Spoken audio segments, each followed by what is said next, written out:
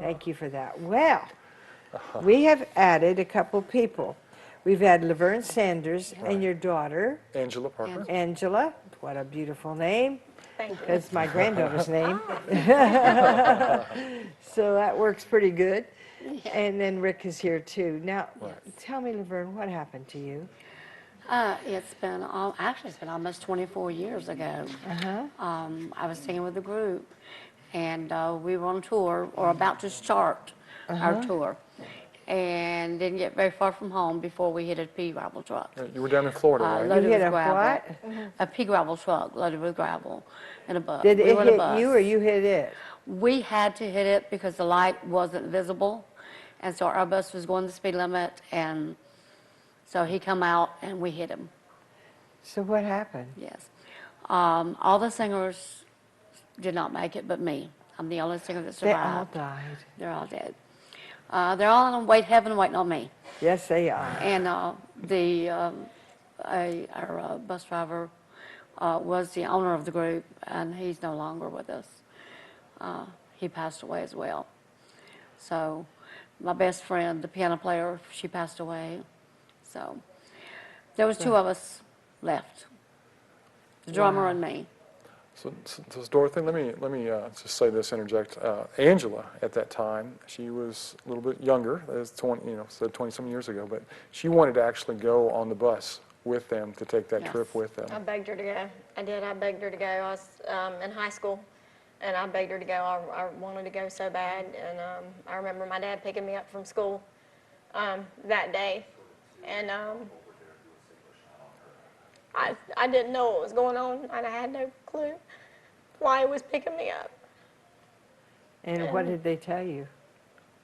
He didn't tell me initially why he was picking me up. When I got in the car, he is when he told me, and a friend was driving for him, and that's when he told me what was going on, that there was an accident. And then when we got to the house, he told me that Gary Bryan had passed. They all passed That's when we away. found out. Well, we had found out that Gary Bryan had passed when we got home. That's when we found out that Gary passed, and that was my cousin's husband. We found out that he passed when we got home. Now you would think a bus is so big, no matter what it was. hurt, what it hit, you guys would be safe. But you're walking around in the You would think, yeah. yeah, and Yes. But they were just starting the tour from Florida. I think you were heading to Alabama, is that right? With some Masters Quartet? Yeah. That was the name of the Yeah, group at the that's time. Well, Happened in originally from Alabama. North Florida, Right. So this Panhandle, Florida. yeah. And I've been with them 6 months. So it they was have exciting. a photo of the group. They can go ahead and put that photo up anytime. You had been with them 6 months. Now there's the group. Now tell me, of those group, you're the only one that was left. Exactly. Well, the drummer behind me was left. He's also He's with still us. alive. Wow. The gentleman, I'm on the right, and the gentleman beside me, he's alive. He's a drummer. All the other He made it. The rest four, of them the passed four away. died. The Masters Quartet wiped out. Right. What happened to you? I stayed in the hospital almost 6 months. I was in a coma for 3.5 months. They had done surgery to my spleen. Then I had a lot of disabilities they couldn't fix. So my hip wasn't fixed. My hip was crushed. My lungs were shattered. I was not supposed to sing or speak. And trachea for 4.5, a respirator. Came home in a wheelchair. And it wasn't long I didn't like that. So You got up no, and out. I'm not like that. I want to fix my own hair and I want to do Right. my own dishes. So I started, just fighting to get better. And it wasn't long before I was walking by myself. Oh, that's And, wonderful. So it was a shock to my doctor because when I walked in the first time that I walked in, he made me stand there for a minute so he could get the rest of the doctors in his office to come and look because they didn't believe it. Now, this was right after, It was after I got out of the hospital. After you got out of the But, yeah, hospital. I stayed in Montgomery, in Jackson Hospital in Montgomery for about 5 months. Then they moved me closer home to Dothan, Alabama. I stayed there 2 weeks, and then the last 2 weeks was spent at Health South. now, you're a little girl, teenager. Mama's in the hospital, and you don't know if she's going to make it. Yeah, I actually got a call from my, I think it was my Aunt Barbara. She called me when I was at home. When Mom was in the hospital, she called me. She said, I don't want you to freak out, but somebody called me and told me that your mom wasn't going to make it through the night. And when you get a call like that, what do? And so I'm freaking out. So I'm calling my aunt, my Aunt Charlene, and I'm asking her what's going on. She's calling my Uncle James, and she's like, what's going on up there? What's going? She's going off. She's going off on him, and she's like, what's going on? Why aren't you telling me what's going on? Is Laverne okay? Did Laverne take a turn for the worse? No, she's not. She's the same as she was yesterday. And so yeah, A lot of days like that. and she had a lot of days where the doctor said, I don't think she's going to make it through the night. That's when you were in the coma? Right. Yeah, and she was Yes. in an induced coma for a long time. I didn't have a clue. and I had that hospital network because we were there for a long time. My dad and myself, we were there for a long time. We knew all the nurses, we knew all the doctors, we knew everybody there. So we were there for a very long time. Now, when she came out of the coma, what'd you think? It was beautiful. It was bittersweet. They probably wish I'd have stopped talking. When she started talking, we flipped. We flipped our lids because we're like, you're not supposed to be talking. Shh. You're not supposed to be talking. You can't talk. You got that thing in your throat. You're not supposed to be talking. You got to be quiet. But she was blowing that thing. she I was was blowing above that whispering through. thing. She was You're whispering blowing through bubbles it. out of it. The trachea. And she wasn't supposed to be whispering through that trachea, and she was. And she was trying to talk so hard. And we're like, you're not supposed to be doing that, because she was just trying to talk so hard. And she had one nurse that understood her more than anybody. She taught me to read And lips. I'll never forget her. Her name was Tammy Nail. And I'll never forget her. And she understood her. She got right in her face. Yeah, she did. And she would just read her lips. And She's a cute little girl. she would listen to her, and she would be like, what do you need? What do you need? Yeah. And she knew exactly what she needed every time. Now, And here we go 6 months, and she's coming out of the hospital. Did you have a praise the Lord time? oh, absolutely, absolutely. It was fantastic because we're like, everybody, doctors and everybody else said she wouldn't come home, but we knew that she was going to come home. We had people telling us you need to make funeral arrangements. You need to make funeral arrangements, but we knew that God was going to send her home. Even knew putting that- me in the nursing home, they were telling them, even if she survives, you have to put her in a nursing home. They have some crash photos here to show. Right. Mm-hmm. So go ahead and put those up. While we're talking, we'll look at there. Let's see. Are you on your side? The bus is on. The, that's the the- gentleman inside the bus that's leaned over, that's where I was at. Okay, keep showing him. That's where Right there, that seat, my chest was in that seat, in the corner Wow. of that seat. Wow. That's my husband. Doesn't look like there's any way you could get out of that. They had to tear things off, and I come with things to cut it up to get us out.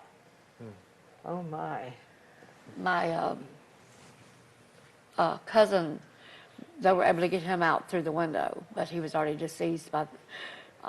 He ran when we hit his head went into the refrigerator, and it broke his neck. So he had a heart condition, so he was on blood thinners.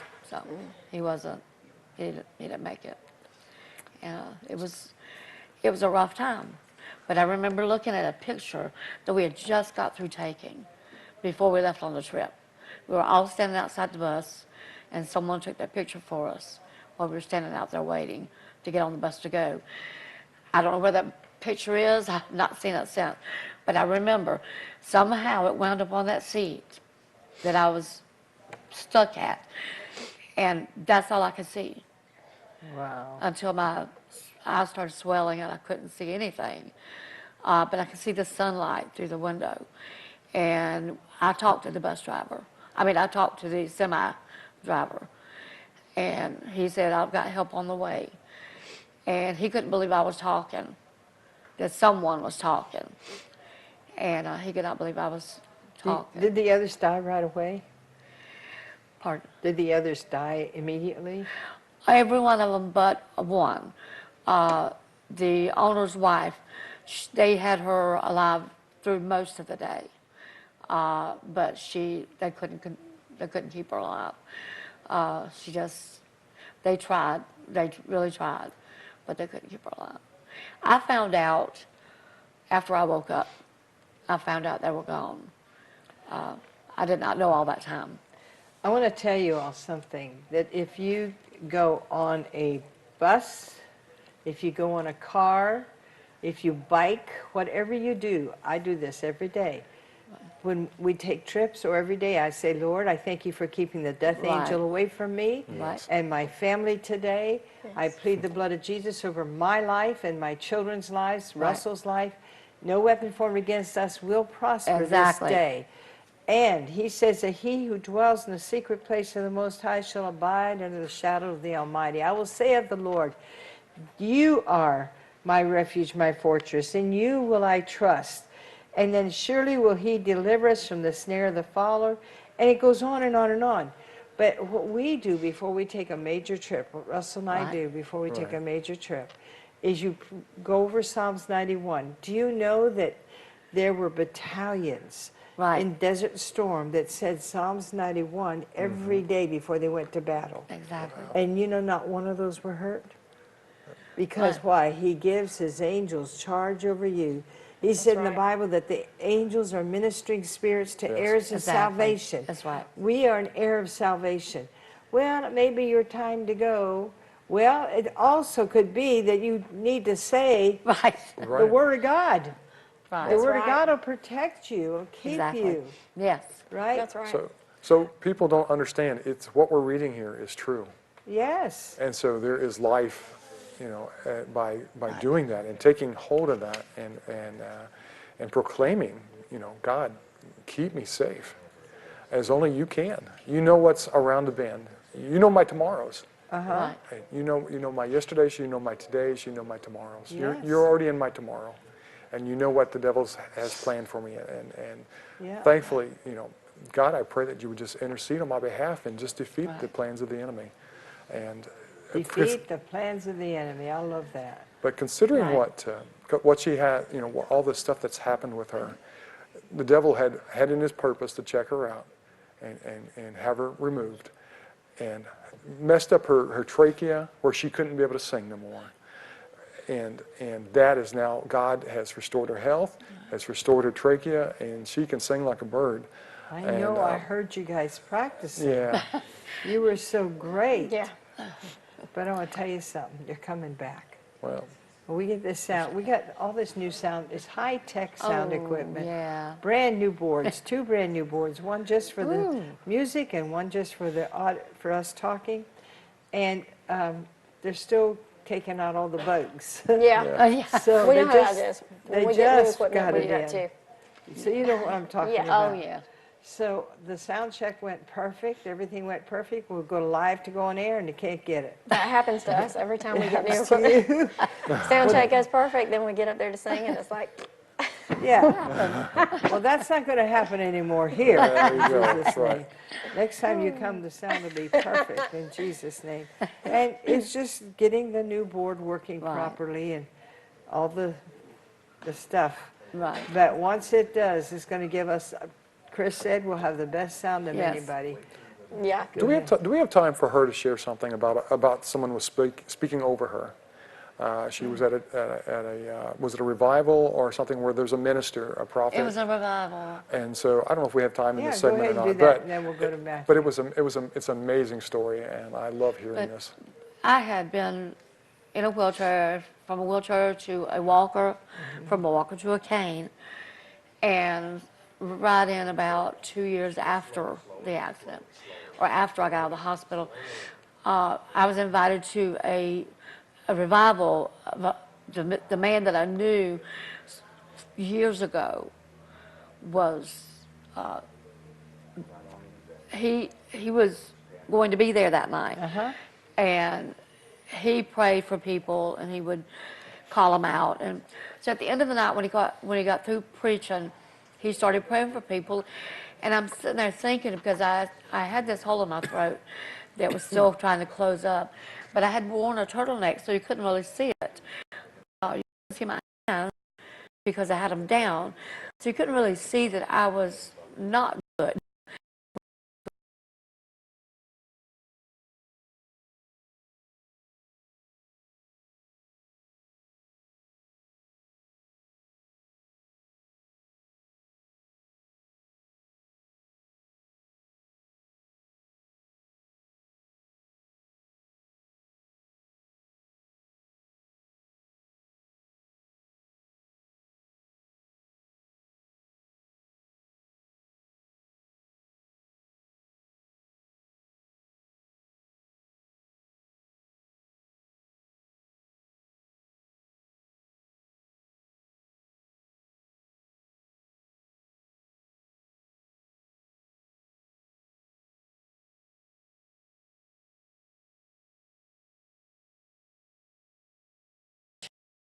To your side.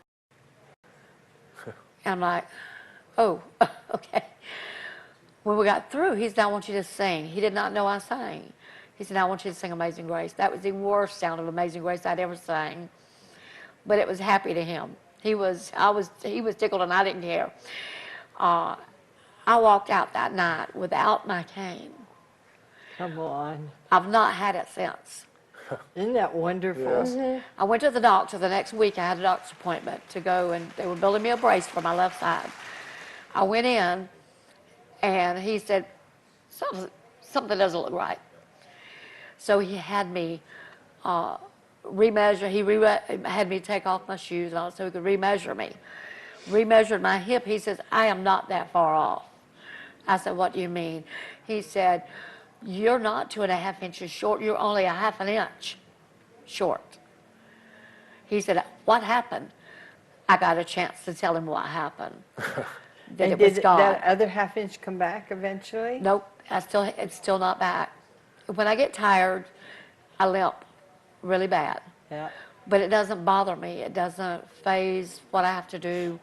It doesn't, that side has never bothered me.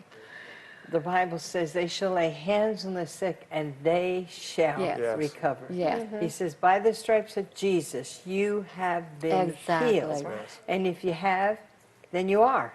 Yes. Because The he's a only- God that cannot lie. Yes, the only thing I could tell them, because I fully believe that God gave me those 2 inches. And he asked for 2 inches. And so that's what God gave me. Maybe it's to remind me, that 1/2 inch is to remind me when I get tired and a little bit, worn, and it wants to hurt a little bit, it reminds me where I came from. That's right. I said, maybe that's what it is. I don't know, but I don't care. Yeah. I'm able to take care of my house now. I'm able to take care of my family. I'm able to stand up and sing. So it doesn't bother me, that other 1/2 inch. I do have a lift for it, but I never wear it because it doesn't bother me. Yeah. Look at that, Rick. Isn't that something? She's What a amazing. God. He's Absolutely. great. He's awesome. Well, we're going to take a break. We're going to go to Matthew Cutter, and then we'll come back with more. Don't go.